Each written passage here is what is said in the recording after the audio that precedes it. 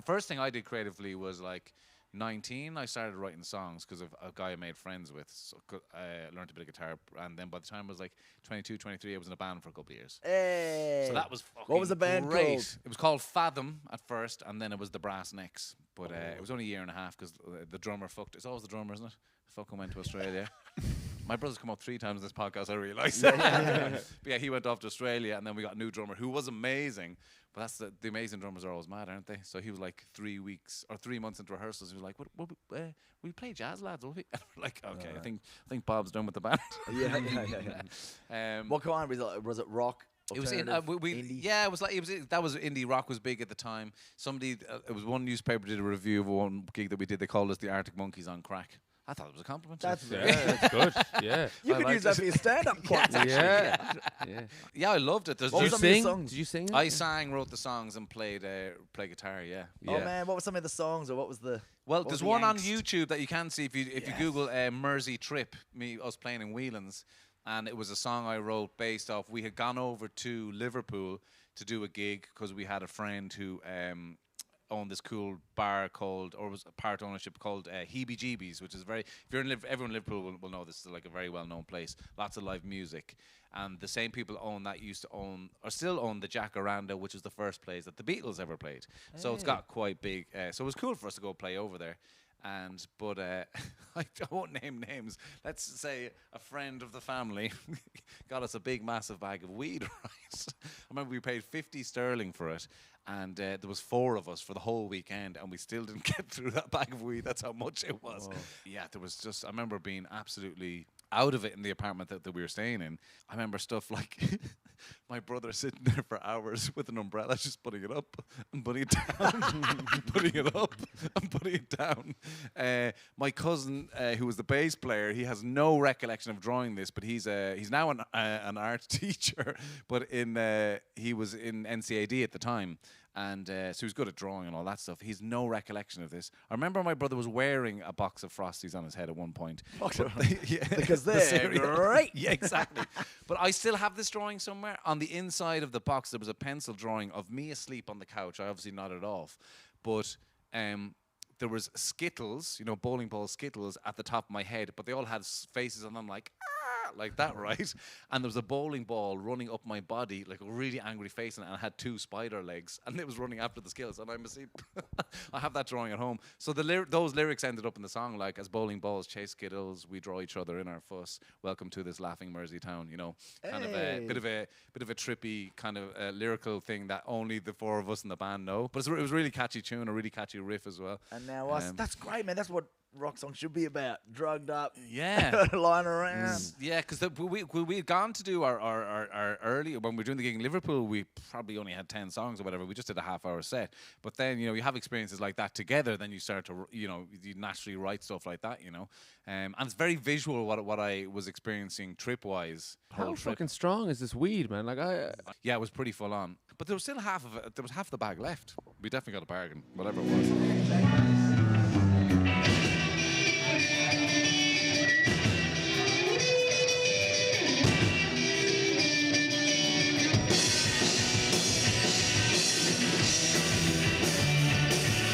Do you ever sing on stage now? Do you ever use that? Yeah, I don't because like writing the songs came from a very different place for me. So I don't know if I have thought about, I might like the way we were talking about Lee Evans earlier on, the way that he closes off a show or something. I might do that. I could see myself doing that, and not necessarily even being funny or like just even singing a cover or whatever, a sing song to close off the show type of a vibe. So I might do that. All right, but you tried it, didn't you? I didn't sing, but I did like guitar gags. Yes, where I used like effect pedals. Yeah. Great. Well, one of them was like a sound of a car driving with distortion. So you could very good. Like fucking gear changes. There's Nice. a bottle slide, and then it was a car crash. It'd make a big sound. Because that is the song. That is the sound of Brexit. Because I did listen to and then I had like a bunch of others where just like kind of create sound effects almost on the guitar, and then like with punchlines in and around. Nice. Because I did listen to the Fred Cook episode, or Cook, as maybe he likes to be pronounced. But it is another thing. It's definitely like what he's doing is like, it's like I haven't figured that out yet. And to me, that doesn't relate. It doesn't necessarily mean because I can sing and write songs and I can do stand up. It doesn't necessarily mean that that's a natural crossover kind of a thing. It's a big investment in, because I did that for just only a couple of months. And we'd get like, I had like maybe 4 gags with the Yeah. guitar, and they worked. But I was like, man, you got to lug a guitar, an effects Yeah. pedal, arrive early to every gig, set that shit up. Yes. All that investment in time. And I was like, for 4 gags? And I was like, I'm not bringing this guitar anymore. But Fred obviously is a musical act, so then it's Yes. like it's integrated completely into the whole It's set. what he does. It's Yeah, what he yeah. does. Yeah. And if you want to go down that road, like, you got to be willing to completely change yourself up, fucking start bombing, you know, to Yes. figure things out. Yeah, absolutely. Got one of the lads in the band from back. I mean, we broke up a long time ago now, but is coming on the road with me for a couple of my tour shows for the stand up now, because he just wants to come along and check out the vibe and all that kind of thing. But he was like, "Hey, you don't have to bring anything." You know, Yeah, he's yeah. like, "You're fucking joking me." Like, my Ford Focus at the time was like rammed with the drum kit and the work. All of it in a Yeah. Ford Focus, the whole band. In a Ford Focus, man, yeah. No, the 2 of them had to get the bus, right? Yeah, it's either your equipment or you. You take a pick. But you'd be juggling so many things. I remember one time driving down the Ongar Road in Dublin 15. I think it was on the way to the Whelans gig.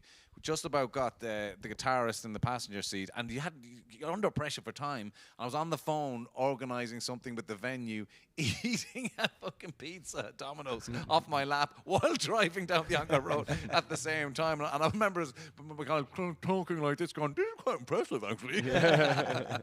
They're great days. That's the one thing. Like, I love stand up, but that is the one thing that I miss about doing live work, is like when you feel like you're part of a gang. It's Yeah. fucking brilliant. Yeah. It's even though you obviously fucking want to kill each other at the same time as well.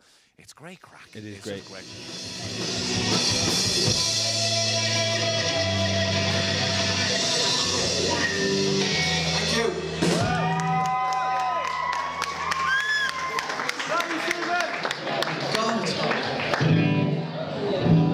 Ladies and gentlemen, unfortunately, we've come to the end of the set. We're getting kicked off.